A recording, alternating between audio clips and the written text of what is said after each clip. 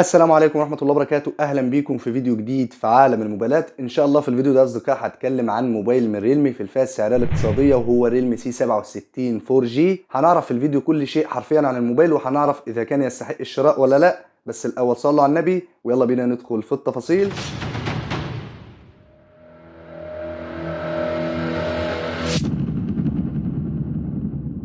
اهلا بيكم من جديد في عالم الموبايلات. مبدئيا كده هبدا معاكم بالمواصفات العاديه للريلمي سي 67 4G، والبدايه مع التصميم. الموبايل مصنوع من خامات بلاستيكيه سواء الظهر او الاطار الجانبي، والواجهه مصنوعه من الازاز، والموبايل مقاوم لرذاذ الماء والغبار بشهاده IP54. اما ابعاد الموبايل: الطول 164.6 مللي، اما العرض 75.4 مللي، والسمك 7.6 مللي، والوزن 185 جرام. التصميم رائع وشيك وما فيهوش اي مشاكل، وحاجه جامده جدا بنشوفها في الفئه السعريه الاقتصاديه من ريلمي. طبعا الموبايل بيدعم شريحتين اتصال 4G، وبيدعم تركيب كارت ميموري علشان تزويد المساحه الخارجيه، والموبايل بيدعم بصمه الاصبع موجوده على زر الباور، وبيدعم بصمه الوجه او خاصيه التعرف على الوجه، والموبايل بيدعم خاصيه NFC للدفع الالكتروني الذكي او نقل الملفات عن قرب، وبيدعم خاصيه الاوتو جي لنقل الملفات عن طريق فلاشه خارجيه من خلال منفذ الشحن. والريلمي سي 67 4G بيدعم مدخل سماعات الاذن، وبيدعم سماعات الستيريو علشان تجربه الصوت تكون واضحه ونقيه، والموبايل بيدعم محرر الصور والفيديو والمستندات، وبيدعم تشغيل الصوت والفيديو باكتر من صيغه. اما نظام التشغيل اندرويد 14 مع واجهه ريلمي يو اي. دي المواصفات العاديه اللي موجوده في الريلمي سي 67 4G. نيجي بقى للمواصفات الرئيسيه واللي من خلالها بتقرر هتشتري الموبايل وبتحكم على الاداء. واولا البطاريه، واللي بتكون قويه بسعه 5000 ملي امبير، وشاحن سريع بقوه 33 واط هيشحن في وقت قليل، ومنفذ الشحن تايب سي. البطاريه قويه وهتدوم لوقت طويل في كل الاستخدامات، سواء في الالعاب او التصفحات او في اي استخدام انت عايزه. اما مساحه تخزين الريلمي سي 67 4G، الموبايل بنسختين: النسخه الاولى رام 8 جيجا وذاكره تخزين 128 جيجا بايت، والنسخه الثانيه رام 8 جيجا وذاكره تخزين 256 جيجا بايت. وطبعا الموبايل بيدعم تركيب كارت ميموري علشان تزويد المساحه الخارجيه. نيجي بقى لشاشة الموبايل، واللي بتكون من نوع الاي بي اس LCD بحجم 6.7 بوصة بجودة الفول اتش دي بلس بدقة 1080 بكسل في 2400 بكسل، وبتكون على شكل الثقب مع معدل تحديث 90 هرتز هيفرق في سرعة الشاشة بشكل كبير، وخاصة في الالعاب التقيلة. وكثافة بكسلات 392 بكسل لكل بوصة، والشاشة بتدعم معدل سطوع 950 شمعة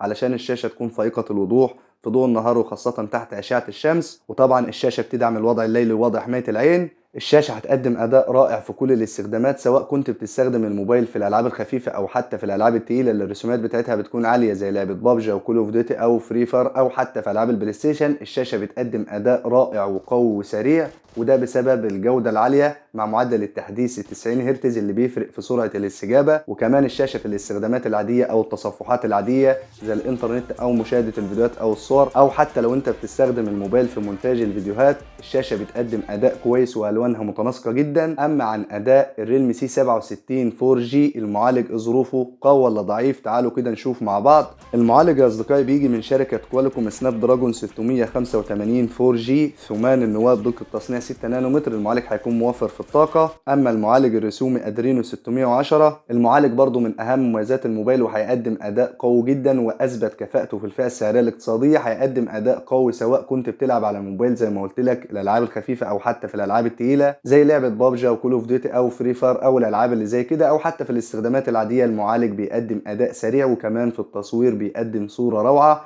هيجي واحد هيقول لي مثلا المعالج داخل له بالتصوير، هقول لك بكل بساطة يا صديقي العزيز، المعالج هو العقل المدبر، هو الآمر الناهي في الموبايل حرفيا. نيجي بقى لكاميرات الريلمي سي 67 4G. واولا الكاميرا الاماميه، واللي بتكون بدقه 8 ميجا بكسل بفتحه عدسه 2.1، وبتدعم ال HDR والبانوراما والتعرف على المشهد بالذكاء الاصطناعي والالتقاط المتتابع واشاره الكف، وبتدعم تصوير الفيديوهات بجوده الفول اتش دي بدقه 1080 بكسل بمعدل التقاط 30 اطار في الثانيه. الكاميرا الاماميه هتقدم اداء متواضع، لا هو اللي عالي ولا هو اللي ضعيف، هتقدم اداء متوازن من حيث الجوده والالوان.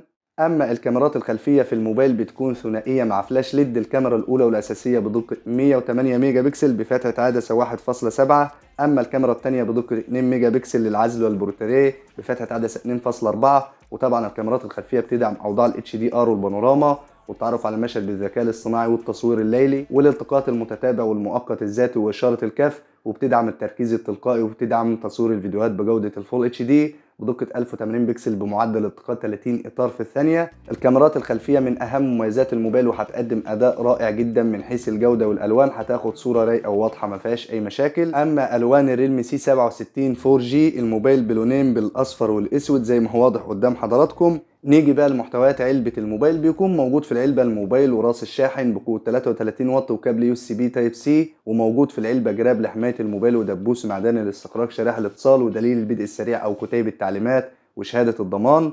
ده بالنسبة لمحتويات علبة الريلمي سي 67 4G.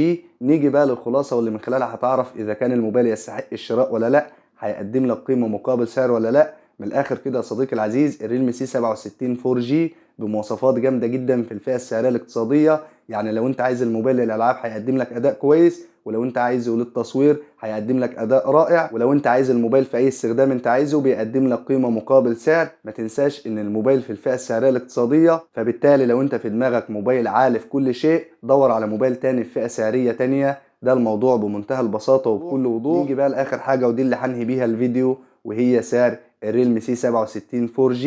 هقول السعر بالدولار وبالمصري، ولو انت عايز تعرف السعر باي عمله سيب لي تعليق وهرد عليك فورا. سعر الموبايل بالنسبه للنسخه الاولى رام 8 جيجا وذاكره تخزين 128 جيجا بايت بحوالي 170 دولار امريكي، يعني بالمصري 5250 جنيه. على فكره السعر في مصر هيختلف كتير بسبب الازمه الاقتصاديه اللي بنعيشها في مصر حاليا. اما سعر نسخه الرام 8 جيجا وذاكره تخزين 256 جيجا بايت بحوالي 195 دولار امريكي، يعني بالمصري 6085 جنيه. وبرضه الموبايل في السوق المصري سعره هيختلف كتير بسبب الازمه الاقتصاديه. ده سعر الموبايل بالدولار وبالمصري. زي ما قلت لك يا صديقي العزيز، لو انت عايز تعرف السعر باي عمله سيب لي تعليق وهرد عليك فورا. وحاجه مهمه جدا لازم تعرفها، السعر قد يختلف بالزياده او النقصان على حسب الدوله او على حسب الاسواق. وبس كده، يا رب الفيديو يكون عجب حضراتكم وقدرت افيدكم بشكل كبير. ما تبخلوش على اخوكم بالدعم، لايك للفيديو واشتركوا في القناه وفعلوا الجرس لو بتشوفوني من على اليوتيوب. اما لو بتشوفوا الفيديو من على فيسبوك، لايك للفيديو ومتابعه للصفحه. ولو في اي استفسار سيبولي في تعليق وهرد عليكم ان شاء الله.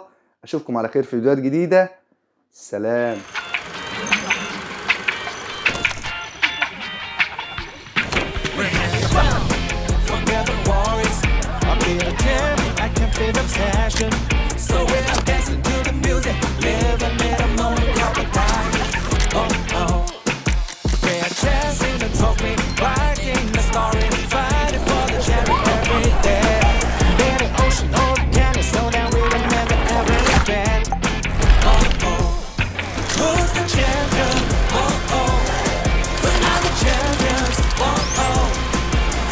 Champion, I'm the champion.